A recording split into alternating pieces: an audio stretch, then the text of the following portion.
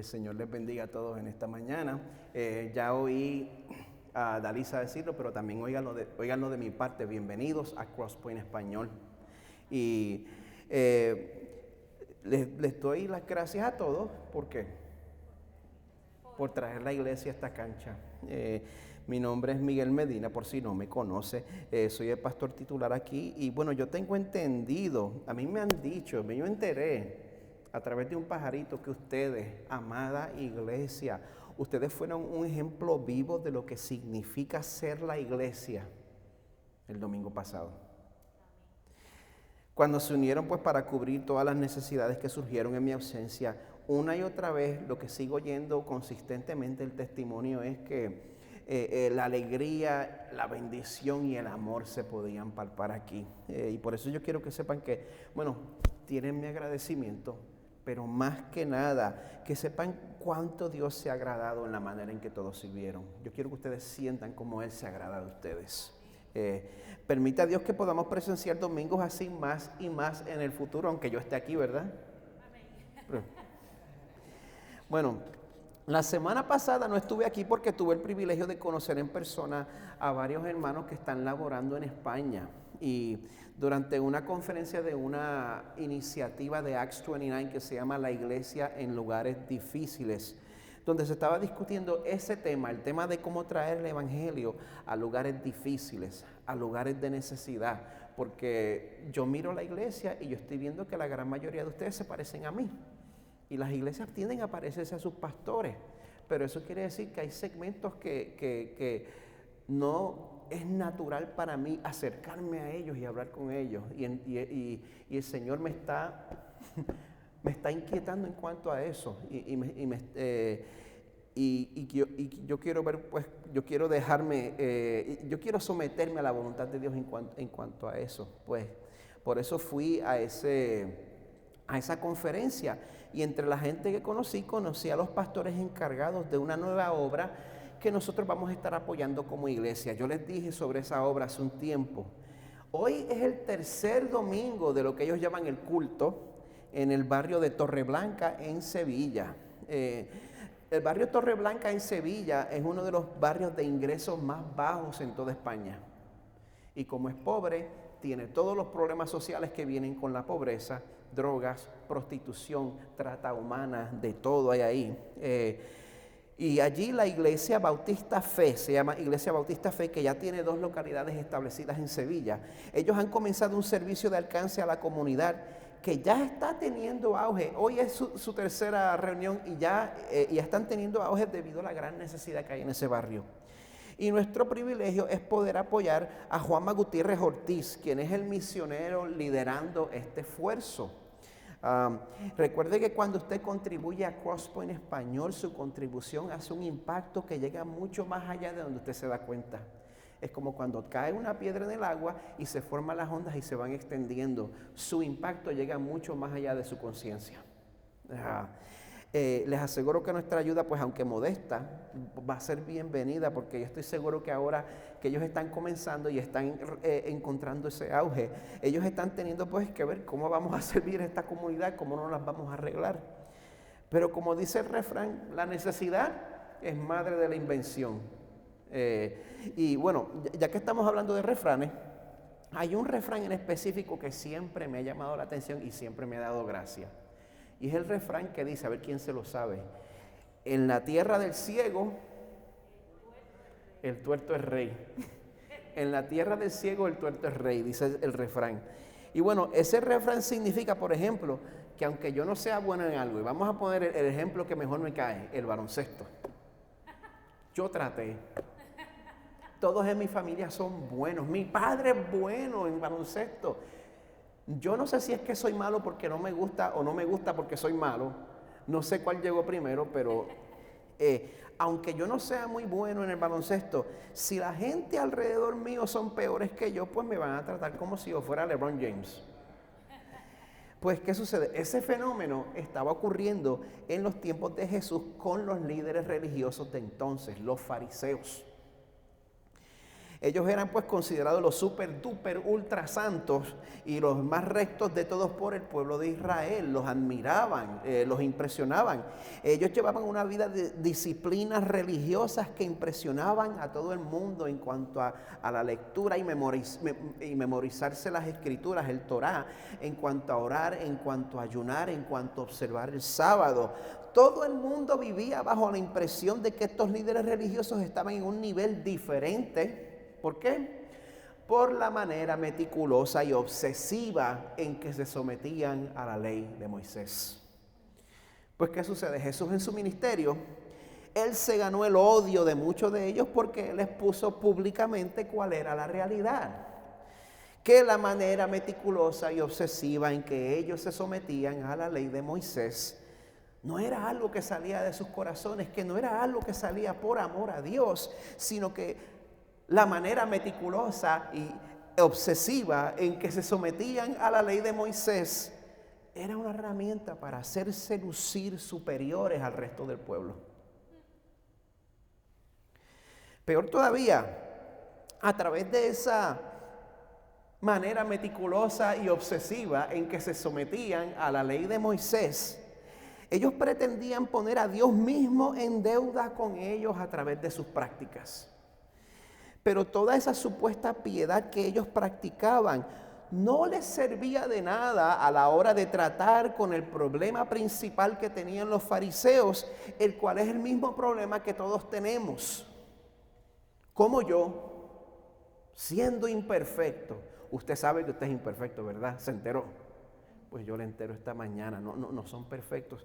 ¿Cómo yo, siendo imperfecto, puedo acercarme y puedo tener una relación con un Dios perfecto y santo?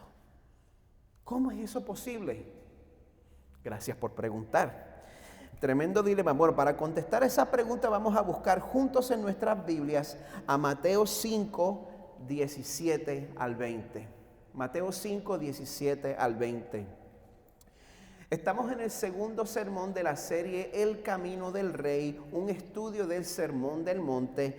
Y para estudiar este segmento vamos a pasar los próximos par de meses entre Mateo 5 a Mateo 7. Y en este Sermón del Monte Jesús nos enseña que lo que es ser bienaventurado, lo que es el verdadero florecimiento humano, no se encuentra en darle rienda suelta a todos los antojos de mi corazón, aunque eso es lo que te enseña el mundo. Tú quieres autorrealizarte, vete en un viaje de encontrarte a ti mismo y no te niegues ningún antojo. Sin embargo, el sermón nos dice que el florecimiento humano no viene en eso, sino que se encuentra en la llegada del reino de Dios que había sido prometido. Que ahí es donde está el verdadero florecimiento humano, y que cuando nosotros somos invitados inmerecidamente a ser parte de este reino, eso cambia nuestra identidad de manera que en vez de nosotros buscar nuestra satisfacción a costa de los demás, que es lo que vemos todos los días, siempre estar joseando, siempre estar buscando aprovecharse del otro. En vez de ser así, ahora nosotros vivimos de acuerdo a los valores radicalmente diferentes de este reino. Un reino donde primero es Dios, segundo es el prójimo y usted está último. En la primera parte que comencé hace 2 semanas, pues Jesús comienza este sermón mostrándonos las características de los que son miembros de este reino de los cielos, los que llama bienaventurados. Pudimos también ver que a través de 2 metáforas, las metáforas de sal y luz, Jesús nos muestra que la vida de las personas que viven de acuerdo al reino de Dios tienen un impacto en la sociedad que los rodea. Pues hoy, a través del pasaje que nos toca, vamos a ver que estas características que vamos a llamar rectitud radical, contrario a lo que la gente creía y contrario a lo que todavía muchos creen, esto no es un desvío de la ley ni de las reglas morales que encontramos en el Antiguo Testamento, sino que son el verdadero cumplimiento de esta ley.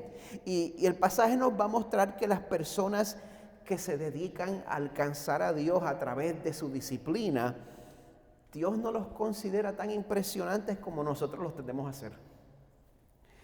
Porque el que únicamente puede obedecer a Dios de manera satisfactoria es el que ya es parte de este reino. No es el que está tratando de entrar. El único que puede obedecer a Dios como Dios lo pide es el que ya es parte de este reino. Y entonces a la misma vez este reino es un reino lleno de personas débiles. Es un reino lleno de personas que no son muy impresionantes. Es un reino lleno de personas que saben que necesitan la ayuda de Dios para poder complacer a Dios. Bueno, ya que el pasaje de hoy es breve, les voy a pedir un favor. Podemos leerlo de pie. Es algo que no hacemos muy a menudo, pero es bueno recordar esta manera de mostrar reverencia a la palabra de Dios. Y como es tan corto, lo voy a mostrar también en pantalla para que vean, por si desea leer la versión que yo voy a estar leyendo. Estamos leyendo Mateo 5, 17 al 20 de la Biblia de las Américas. Dice así la palabra de Dios. No penséis que he venido para abolir la ley o los profetas. No he venido para abolir, sino para cumplir. Porque en verdad os digo que hasta que pasen el cielo y la tierra, no se perderá ni la letra más pequeña, ni una tilde de la ley, hasta que toda se cumpla. Cualquiera pues que anule uno solo de estos mandamientos, aún de los más pequeños, y así lo enseñe a otros, será llamado muy pequeño en el reino de los cielos. Pero cualquiera que los guarde y los enseñe, éste será llamado grande en el reino de los cielos. Porque os digo que si vuestra justicia no supera la de los escribas y fariseos, no entraréis en el reino de los cielos. Palabra del Señor. Pueden sentarse. Señor, yo confieso que sin la ayuda de tu Santo Espíritu yo no tengo la capacidad para entender esto correctamente y mucho menos enseñarlo. Ayúdame, Señor, a entender lo que tú nos quieres comunicar y ayúdame a entender, Señor, y ayúdanos a todos a entender que el que trata de ganar tu favor a través de la disciplina religiosa, que esa persona en verdad no comprende tu ley. Ayúdanos, Señor, a entender que quien único toma tu ley en serio es el que se declara culpable y se entrega a tu misericordia. Señor, ayúdanos a entender que nuestra esperanza está en poner nuestra confianza en el único que obedeció y cumplió tu ley a toda cabalidad. Tu precioso Hijo Jesús, en cuyo nombre oramos. Amén. Cuando me estaban evaluando como plantador de iglesias, cuando íbamos a lanzar esta iglesia en el 2015, yo tuve que tomar una serie de pruebas de personalidad. Eso lo hacen mucho ahora. Y no sé si usted encuentre curioso el hecho de que los resultados comunicaban consistentemente que yo no soy el típico plantador de iglesias, porque yo no soy ni súper emprendedor, ni soy de personalidad dominante, lo que en Puerto Rico llamamos el macho alfa. Esa no es la personalidad mía, sino que mi personalidad natural es de ser un partidario, es de ser alguien que apoya. Esa es mi tendencia principal. Y entonces Carmen salió que ella es la líder en todos los test de personalidad. Pero bueno, ese es otro tema. Pues mi personalidad es de alguien que apoya. Casi siempre es de una persona que es número 2. Y es alguien que siempre trata de conciliar distintos partidos, alguien que trata de mantener la paz. Pues, ¿qué sucede? Bueno, donde único se puede notar mi tendencia a ser mandón, dominante e intenso, quizás es dirigiendo la música. Ahí es donde único. Pero aparte de eso, yo soy bastante tropical. Pero ¿qué sucede? Aparte de eso, yo no soy persona de controversias, eso no es lo mío. Y cuando muchos averiguan ese rasgo de mi personalidad, a veces ellos se creen que esa personalidad hace de mí una persona tentativa, que hace de mí una persona que trata de no tomar decisiones difíciles. Pero los que creen de esa manera a menudo se llevan una sorpresa, porque sí, es verdad, tomar decisiones difíciles es algo que yo no disfruto hacer, pero es parte de mi llamado. Si estamos hablando de un asunto importante, si estamos hablando de un asunto sobre el cual la Biblia habla con claridad. Por ejemplo, si tengo que tomar una decisión difícil para preservar la unidad de la iglesia, si tengo que poner a una persona bajo disciplina eclesiástica para preservar la integridad de la iglesia, yo le puedo asegurar que con mucho dolor en mi corazón y por más difícil que sea, sin hacer mucho ruido, sin hacer mucho show al respecto, sin batirme el pecho, yo voy a tomar esa decisión. Y la voy a tomar a la primera, y la voy a tomar con firmeza, la voy a tomar sin echarme para atrás y a pesar de las consecuencias que acarree hasta la muerte. Sin show, pero con intensidad. Lo que quiero decir aquí es que no dejes que mi carácter suave te engañe. Eso no quiere decir que yo no sepa ser firme. Hay otro refrán que resume eso. Lo cortés no quita lo valiente. Pues es importante saber eso porque muchas veces llegamos a la conclusión equivocada con las personas con quienes tratamos y entonces averiguamos la realidad y eso nos sorprende. Pues yo creo que Jesús nos está dando una advertencia similar en este pasaje y esta aclaración es necesaria porque a simple vista, cuando Jesús rechaza el orgullo de los fariseos y Jesús rechaza y no está impresionado por la disciplina religiosa de los fariseos, cuando él no estaba impresionado con la manera meticulosa y obsesiva en que ellos se sometían a la ley de Moisés, cuando Jesús los rechaza, parecería que él estaba aboliendo la ley, parecería que él estaba invalidando la ley de Moisés, pero aquí Jesús nos aclara que la ley está basada en el carácter de Dios. El carácter de Dios no cambia, la ley no es abolida en ningún momento. Por lo tanto, su ley no pasa, sino que el Padre siempre exige que se cumpla completamente.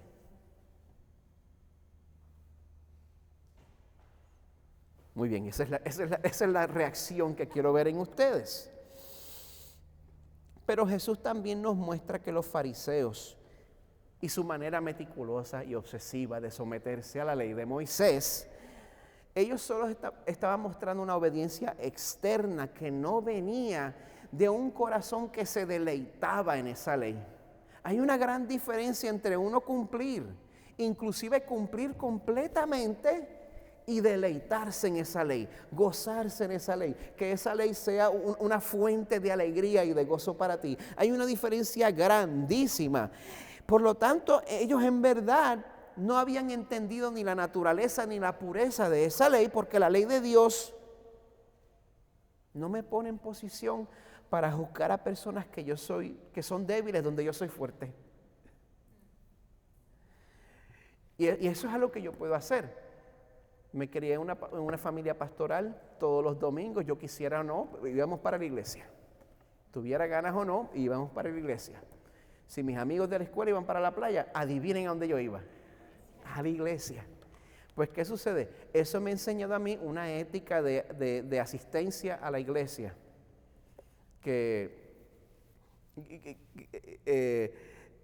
Pero sé que está dentro de mi naturaleza y está dentro de lo que me enseñaron a mí.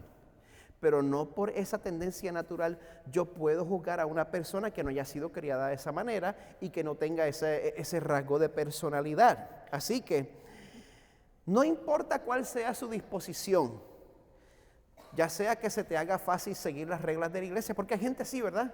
Hay gente que puede seguir todas las reglas, o ya sea que estés recién convertido y estás sintiendo pues que se te va a hacer difícil llegar aquí todos los domingos. Tanto el de tendencia religiosa como el de tendencia irreligiosa, los dos necesitamos a Dios desesperadamente. ¿Usted me oyó? Los de tendencia religiosa y los de tendencia irreligiosa, los dos necesitamos a Dios con desesperación. Porque si nosotros creemos que vamos a impresionar a Dios con nuestra porquería de disciplina, o si nosotros creemos que vamos a impresionar a Dios con nuestro espíritu libre, Él nos avisa en esta mañana, cuidado con la trampa de confiar en ti mismo. La trampa de confiar en uno mismo es particularmente peligrosa y es muy engañosa, porque puede tomar dos formas que a simple vista pueden parecer diferentes, pero esas dos formas diferentes parten de la misma raíz, que es el orgullo del hombre. El libro de Gálatas, en el capítulo 2, no tienen que verlo, pero en el libro de Gálatas se nos habla sobre la importancia de andar con rectitud en cuanto a la verdad del Evangelio. En nosotros comprender la verdad del Evangelio es un camino angosto. Andar, como dice en inglés, in step with the gospel, estar junto a la par con el Evangelio.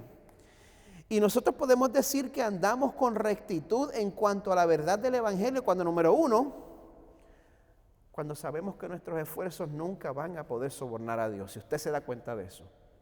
Y bueno, pues por tanto nuestra confianza no es en nuestras obras, nuestra confianza es en la vida, muerte y resurrección de Jesús, ¿verdad? También andamos en paso con el Evangelio cuando sabemos que si pertenecemos a Dios, ya no somos esclavos del pecado.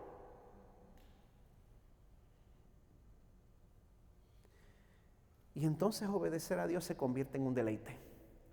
Ese es el camino angosto de andar con rectitud en cuanto a la verdad del Evangelio. Pero en ese camino angosto existen dos zanjas muy peligrosas que están a ambos lados. A la izquierda podemos ver la zanja helada del legalismo. Vamos a definir el legalismo como: mi confianza está en que yo puedo obedecer las reglas meticulosamente. Lo podemos llamar perfeccionismo. Pues en la zanja derecha tenemos la zanja resbalosa del libertinaje.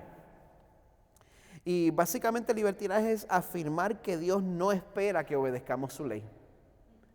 Y si quieren una palabra de domingo, una palabra de teólogos que define lo que es oponerse a la ley de Dios, en español es antinomismo. Si usted dice antinomianismo, eso es un anglicismo. Pero la palabra correcta en español es antinomismo. Viene de dos palabras en griego: anti, que es en contra, y nomos, que es ley. Antinomismo es libertinaje, básicamente. Si ustedes recuerdan el primer sermón de la serie hace 2 semanas, cuando Jesús habla de las bienaventuranzas, Él acababa de dar una lista que describe la persona que ya es parte del reino de Dios. Una lista que describe una persona que experimenta lo que es ser bendecido, lo que es el florecimiento. Que ser parte del reino te hace una persona diferente e inesperada. Que donde la gente espera que tú ganes la victoria a través de la fuerza y de tu maña, el favor de Dios viene a través de la debilidad. Eso es lo que Él describe. Pues, ¿qué sucede? Muchos lo malentienden, piensan que Jesús viene a abolir la ley. Por esa razón, lo primero que Jesús quiere hacer en el pasaje de hoy es aclarar la situación.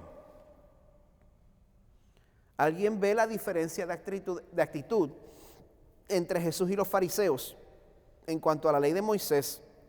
Y esa persona quizás pensaba: bueno, entonces esos mandamientos ya murieron.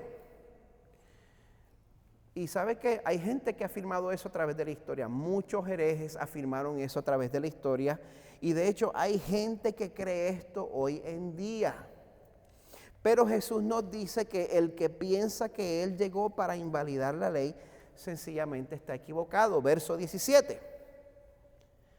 No penséis que he venido para abolir la ley o los profetas. Cuando Jesús habla de la ley y los profetas, básicamente se está refiriendo al Torá, al Antiguo Testamento. Él dice: no he venido para abolir, sino para cumplir. O sea que el Antiguo Testamento no es una parte innecesaria de la Biblia. El Antiguo Testamento sigue siendo tan relevante como el Nuevo Testamento hoy. Cuando Jesús veía que la ley de Dios no ha sido cancelada. Cuando Jesús veía que los fariseos se agarraban de la ley para guardar el sábado y usándolo como excusa para no ayudar a la gente, Y entonces Jesús respondía sanando milagrosamente en medio del sábado. Él no estaba aboliendo el cuarto mandamiento, sino que estaba corrigiendo la manera pervertida en que los fariseos exigían que se cumpliera. ¿Me están siguiendo? Yo sé que esta hora es difícil, pero síganme. Y permítanme añadir que el mismo Espíritu Santo por el cual Jesús ministraba es el mismo Espíritu Santo que inspiró al salmista a escribir en el Salmo 1. Bienaventurado el varón que no anduvo en consejo de malos, ni estuvo en camino de pecadores, ni en silla de escarnecedores se ha sentado, sino que en la ley de Jehová está su delicia, y en su ley medita de día y de noche. Aún en el Antiguo Testamento podemos ver que el florecimiento del ser humano se da en medio de vivir en obediencia a Dios. Dice el verso 3, será como árbol plantado junto a corrientes de agua, que da su fruto en su tiempo, su hoja no cae, todo lo que hace prosperará. La ley de Dios no ha sido invalidada. De hecho, Jesús nos muestra que hasta el fin de este mundo, la ley de Dios no va a tener fecha de expiración. Dice el verso 18, en verdad os digo que hasta que pasen el cielo y la tierra, no se perderá ni la letra más pequeña, ni una tilde de la ley, hasta que toda se cumpla. Bueno, primero que nada voy a tratar de meterme en aguas que son demasiado profundas para mí. Voy a tratar de discutir el aspecto técnico de este versículo. Digo brevemente porque en el proceso de prepararme para esto a lo largo de la semana, yo he visto que el tema de que cómo Jesús cumple la ley es súper extenso y se le puede sacar tanta punta. Pero por ahora yo solo quiero hacer dos puntos principales. El punto número un punto. Estos versos nos comunican que Jesús a través de su vida pues se sometió a la ley de Dios 100%. Obedeció a Dios, obedeció la totalidad de la ley de Dios. Y en este Evangelio de Mateo, si usted se pone a leer el Evangelio de Mateo, aún en los primeros 4 capítulos, antes de llegar al Sermón del Monte, usted puede notar que la intención del autor es que nos demos cuenta que los eventos alrededor del nacimiento de Jesús, todas esas cosas cumplían con las profecías del Antiguo Testamento. Una carga que tiene el autor de Mateo es que veamos que todos los eventos en cuanto a la vida de Jesús eran cumplimiento de profecías del Antiguo Testamento. Y amada iglesia, Jesús dijo que toda la ley se iba a cumplir, porque efectivamente Él la cumplió en su totalidad y sin falta. Inclusive en el capítulo 3, cuando Jesús le pide a Juan el Bautista que lo bautice, y Juan le dice, espérate, yo sé quién tú eres. Él dice, no, hay que hacerlo para que toda justicia sea cumplida. Por lo tanto, hay una continuidad perfecta entre la justicia y la rectitud perfecta que el Antiguo Testamento exige y la rectitud perfecta en la vida de Jesús. Ahí hay completa continuidad. En su comentario, El Sermón del Monte, el mensaje del reino, Ken Hughes escribe lo siguiente: Jesús cumplió la ley y los profetas de una manera multifacética y dinámica, y en ninguna forma destruyó la ley, sino que la reemplazó y la llenó. Él es el autor de la ley y Él es su cumplidor. La ley de Dios nunca va a ser inválida porque está basada en el carácter perfecto e inmutable de Dios. Y esto significa que si nosotros esperamos, si usted espera, si usted desea que Dios le reciba en su reino, usted debe saber que Dios no tiene planes de suavizar ninguna de las exigencias de la ley. Usted quiere estar con el Señor por la eternidad, debe saber que Dios no tiene planes de suavizar ninguna de las exigencias de la ley, ninguno de los requisitos de justicia que nos exige. El Salmo 24 sigue aplicando. ¿Quién subirá al monte de Jehová y quién estará en su lugar santo? El limpio de manos, el puro de corazón, el que no ha elevado su alma a cosas vanas ni jurado con engaño. a la hora de estar en la santa presencia del Señor, Él no nos va a calificar con una curva. O usted pasa con 100% o usted fracasa el curso. No hay B más. Es pasar con 100% o, como dicen en Puerto Rico, colgarse. Pero todos en el fondo de nuestro corazón esperamos que Dios se fije más en lo que hicimos bien que en lo que hicimos mal. ¿Verdad que sí?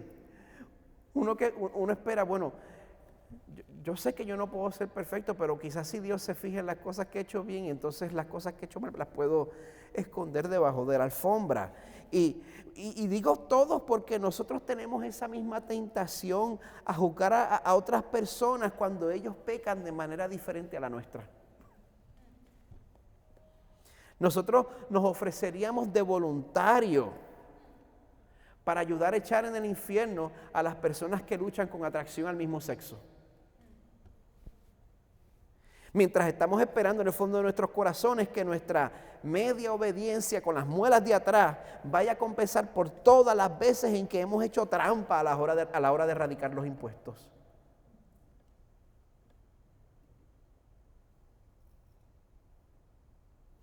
Nosotros hacemos énfasis en ciertos pecados mientras nos hacemos los locos con el resto de los pecados que están en la lista. El Señor no piensa ignorar ninguno. Vamos a recordarlos. 1 Corintios 6, 9 al 10 nos pone a todos en el mismo bote. ¿No sabéis que los injustos no heredarán el reino de Dios? No os dejéis engañar, ni los inmorales. Muchos heterosexuales caen ahí. Ni los inmorales, ni los idólatras, ni los adúlteros, ni los afeminados, ni los homosexuales, ni los ladrones, ni los avaros. Avaros, no es ávaros, no tiene acento en la primera A. Avaros, es llana la palabra. Ni los avaros, ni los borrachos, ni los difamadores, los chismosos, los bochincheros, los que están diciendo falsedades sobre los demás, ni los estafadores heredarán el reino de Dios.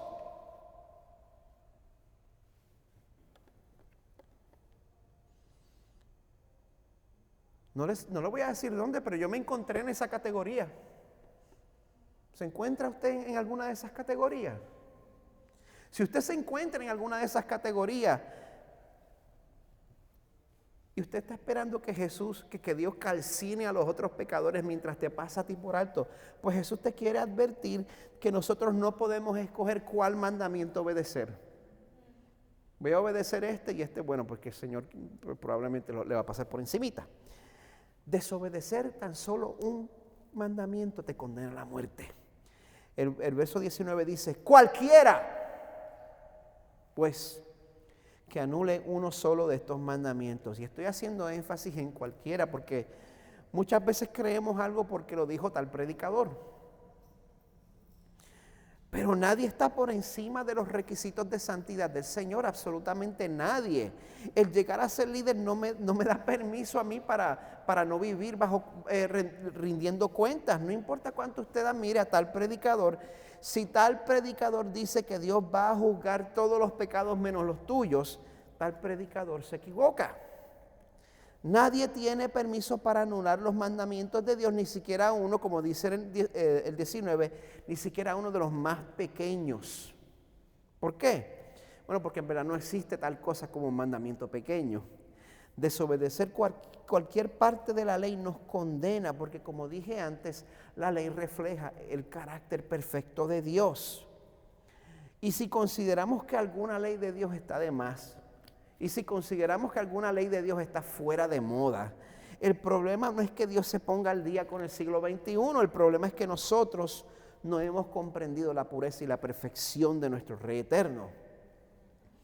Que Él es un Dios que vive en luz inaccesible, que Él es un Dios que no tolera el pecado y que es un Dios que tampoco tolera al que recluta a otros para que cometan ese pecado con ellos.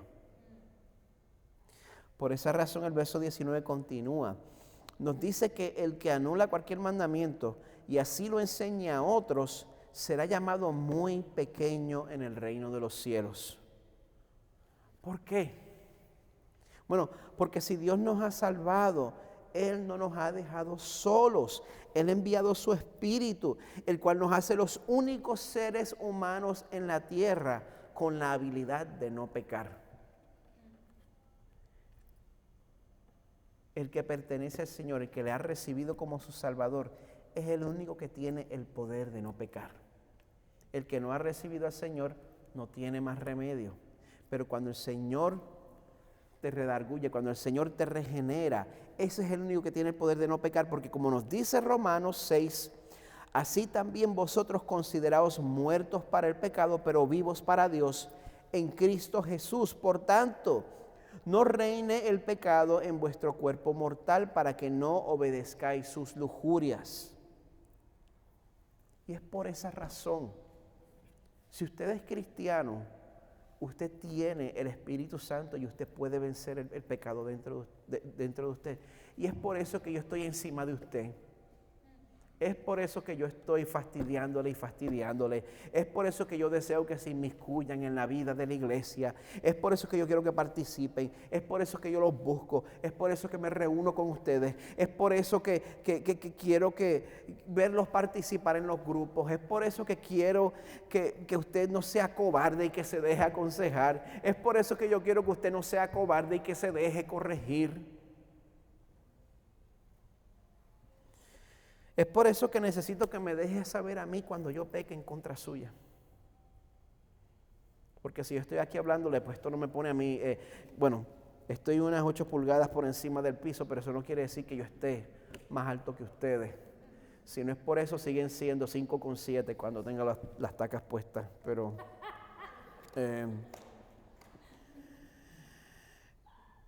nosotros queremos vivir esta vida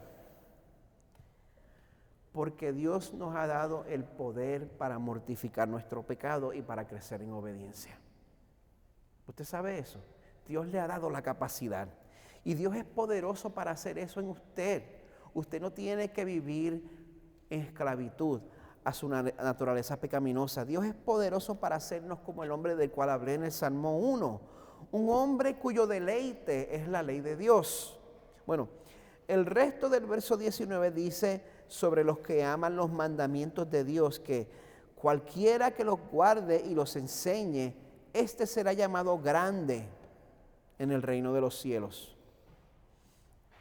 La salvación es obra de Dios, pero nuestra recompensa eterna es nuestra responsabilidad. La salvación es obra de Dios, pero la recompensa que usted reciba en el cielo es responsabilidad suya. Y el que se somete a Dios va a experimentar lo que es ser bienaventurado. Así que la pregunta es, ¿cómo responder a este mensaje? ¿Cómo podemos responder a este mensaje que nos trae Jesús? Bueno, vamos a empezar pues esforzándonos más por obedecer a Dios, comenzando mañana, lunes por la mañana a las 8, hasta que aprendamos a obedecer 100%, ¿verdad? No, absolutamente no. Aunque usted no lo crea, y preste atención, el camino a una vida de mayor obediencia a Dios no comienza a través de la fuerza de voluntad. El camino a una vida de más obediencia a Dios no comienza a través de la fuerza de voluntad. El que cree que el cambio personal comienza a través de resoluciones es una persona que confía en sus propios esfuerzos. El individuo que busca la perseverancia dentro de su propio corazón es una persona que no se da cuenta de cuán desesperada es su situación.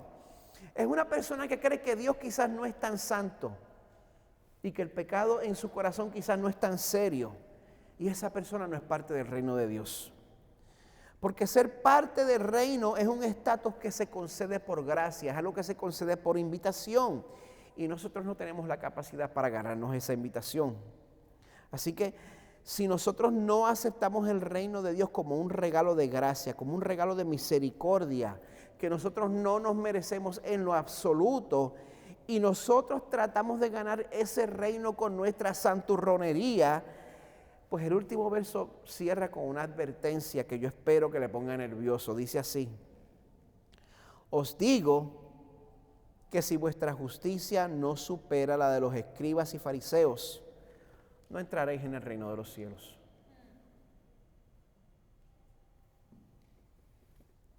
Tengo una pregunta. ¿Usted se cree que es suficientemente bueno para ganarse el reino de los cielos? ¿Usted cree que Dios va a pasar por alto los deseos impuros en su corazón?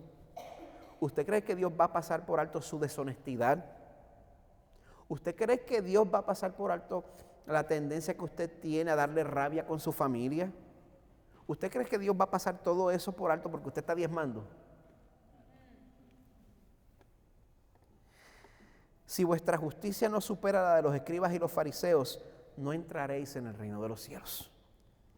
Este verso básicamente nos dice que si usted no puede jugar en un juego de la NBA anotando como LeBron James y a la vez se gradúa con un doctorado en astrofísica de una institución Ivy League sacando un summa cum laude, a la vez aprendiendo a tocar los 24 caprichos de Paganini en violín con una interpretación que deleite a todos los críticos, si usted no puede hacer todo eso junto mientras resuelve el problema de la pobreza en el mundo, sin sentir ni una pizca de orgullo, si usted no puede hacer eso, usted no puede entrar en el reino de los cielos. El problema de la justicia de los fariseos es que a pesar de la admiración que todo el mundo le tenía, eso en verdad no era justicia. Ellos se escondían detrás de tecnicismos para no tener que cumplir la ley de corazón. Ellos veían la obediencia como un asunto cuantitativo, mientras que Jesús ve la obediencia como un asunto cualitativo. Dios busca la perfección en nuestros actos, en nuestras palabras, en nuestros pensamientos.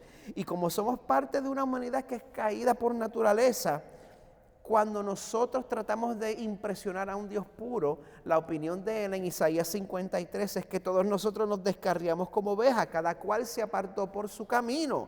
La opinión de Dios en Isaías 64 es que todos nosotros somos como suciedad y todas nuestras justicias como trapo de inmundicia. Caímos todos nosotros como la hoja y nuestras maldades nos arrastraron como el viento. Dios es perfecto. Dios es sabio, Dios es puro. Él puede ver la verdad en tu corazón a un punto mucho más profundo que tú puedes ver tu propio corazón. Nosotros podemos engañar a las personas, nosotros nos podemos engañar a nosotros mismos, pero no lo podemos engañar a Él.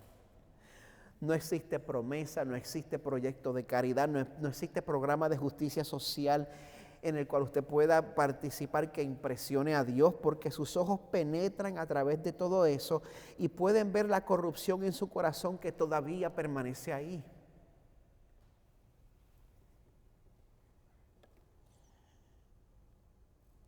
Yo espero que en este momento se sientan por lo menos un poquito frustrados o por lo menos un poquito irritados conmigo, está bien. Porque la intención de Jesús al aclarar y advertir en este pasaje ha sido que te sientas a sí mismo, que te sientas en bancarrota moral. Porque solamente a la persona que se siente así es que Él desea anunciar su invitación al reino de Dios. Y ser parte del reino de Dios no tiene que ver con lo que haces, sino en quién confías. Ser parte del reino de Dios no tiene que ver con lo que haces. Ser parte del reino de Dios tiene todo que ver con en quién confías. Hace un minuto leí en Isaías 53 la parte que dice: todos nosotros nos descarriamos como ovejas, cada cual se apartó por su camino. Pero ese verso no termina ahí, sino que también nos dice que Jehová cargó en él el pecado de todos nosotros. ¿Quién es ese él? Bueno, el autor de otra carta, el autor de la carta a los Hebreos nos da la respuesta en el capítulo 9. Dice: Cristo no entró en un lugar santo hecho por manos, no entró en una representación del lugar verdadero, sino en el cielo mismo, para presentarse ahora en la presencia de Dios por nosotros.